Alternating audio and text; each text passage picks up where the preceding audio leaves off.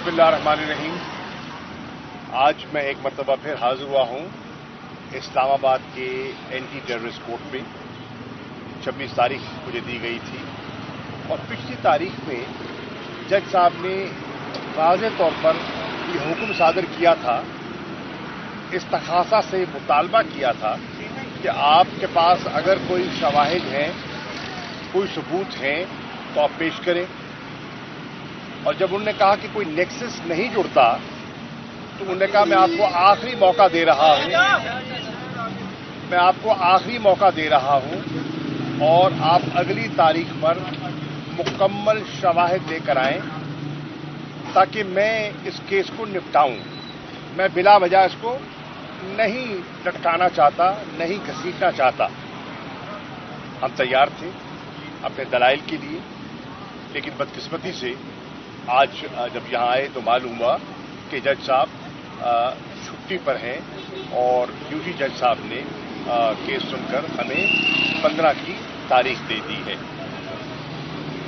2-3 अहम डेवलपमेंट्स हैं जिसके बारे में मैं चंद मारूजात आपकी खिदमत में पेश करना चाहता हूं। एक तो पूरे मुल्क में चर्चा है जो इंतखाबी इस्लाहात का बिल पेश किया गया है। कल आपने देखा कि जॉइंट जो सेशन था पार्लियामेंट का, उसमें भी आपने मुख्तलिफ लोगों के तहफ़्फ़ुज़ात सुने। हत्ता कि जो हुकूमत की हलीफ जमातें हैं उनके तहफ़्फ़ुज़ात भी खुलकर सामने आ गए और साबिक लॉ मिनिस्टर, साबिक चेयरमैन सेनेट जनाब रज़ा रब्बानी साहब ने तो खुलकर कहा कि आपने हमें यहां सिर्फ अंगूठा लगाने के लिए या रबर स्टैंप करने के लिए बुलाया है। तो उन्होंने अपनी रिजर्वेशन का इजहार किया। जेयूआई जो पीटीएम की एक अहम जमात है, उनके सेनेटर मुर्तजा साहब ने भी अपने तहफ़्फ़ुज़ात का खुलकर इजहार किया और तहरीक साहब तो पहले ही कह चुकी है कि हमें इस सारे अमल से बाहर रखा गया है। अब इतनी अहम लेजिस्लेशन इतनी उजलत में होना समझ से बालातर है।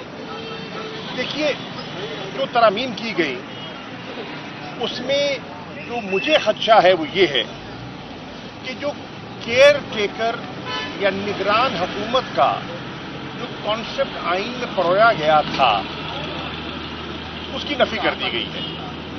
अब अगर निगरान हुकूमत के वही इख्तियारात होने हैं और उनसे वही काम लिया जाना है जो कि एक मुंतखब हुकूमत किया करती है, तो फिर निगरान का कॉन्सेप्ट जो है वो बेमानी हो जाता है और यहां मुझे ऐसा होता हुआ दिखाई दे रहा है।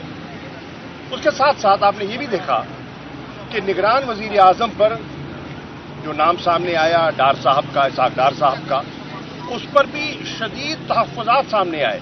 किसकी तरफ से? उनकी अपनी जमात की तरफ से। किसकी तरफ से? वजीर दिफा ख्वाजा आसिफ साहब की तरफ से तहफ़्फ़ुज़ात सामने आए और उन्होंने कहा कि ये तो पार्टीजन है और वो तो सारा उसी कॉन्सेप्ट का उन्होंने हवाला दिया और कहा उसकी नफी हो जाएगी अगर उनको नामजद कर दिया गया। तहफ़्फ़ुज़ात का इजहार किया उन पर किसने? पाकिस्तान पीपल्स पार्टी ने। आपने देखा कि कुंडी साहब ने और सेनेटर शेरी रहमान साहिबा ने कहा ये तो नाम हमारे सामने आया ही नहीं है, इसका तो कहीं तज़किरा ही नहीं हुआ, ये तो अंडर कंसिडरेशन आया ही नहीं है, तो हम इस पर आमादगी का हमने इजहार कब कर दिया।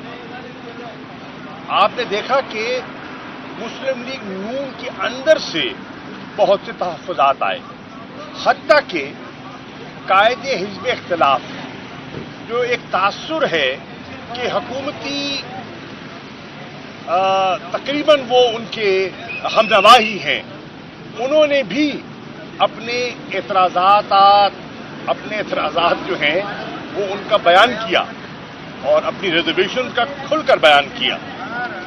अब ये है इस वक्त जो निगरान सेटअप जो है उसके बारे में जो इस वक्त गुफ्तगू हो रही है।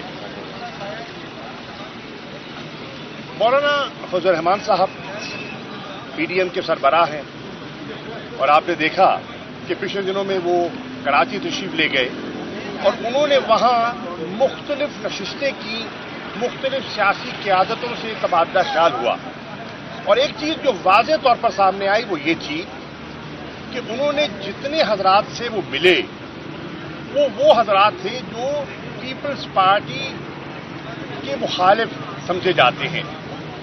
تو دکھائی یہ دیا کہ مولانا غالباً سندھ کی حد تک کوئی پیپلز پارٹی کے خلاف یا پیپلز پارٹی کے برعکس کوئی جو الائنس ہے اس کو جمع کرنے کی کوشش کر رہے ہیں۔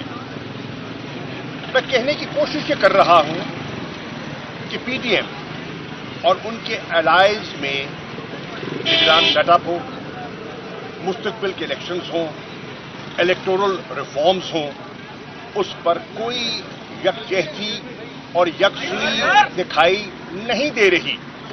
اس کے ساتھ ساتھ کل جو بحث ہوئی مجھے افسوس سے کہنا پڑتا ہے کہ خواجہ آصف صاحب کیونکہ ایک سینئر پارلیمنٹیرین ہیں، اس وقت ملک کے وزیر دفاع ہیں، ان کی گفتگو آپ نے سنی، کتنی غیر پارلیمانی، کتنی غیر مہذب گفتگو تھی۔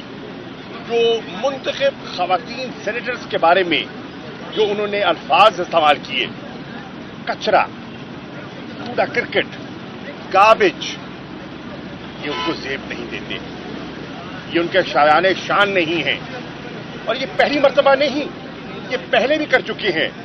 نیشنل اسمبلی کی وہ نشست یاد ہے جس نشست میں انہوں نے ڈاکٹر شرین مزاری کو نشانہ بنایا تھا، اور کل انہوں نے وہی جو ہے اس ریت کو دہرایا ہے۔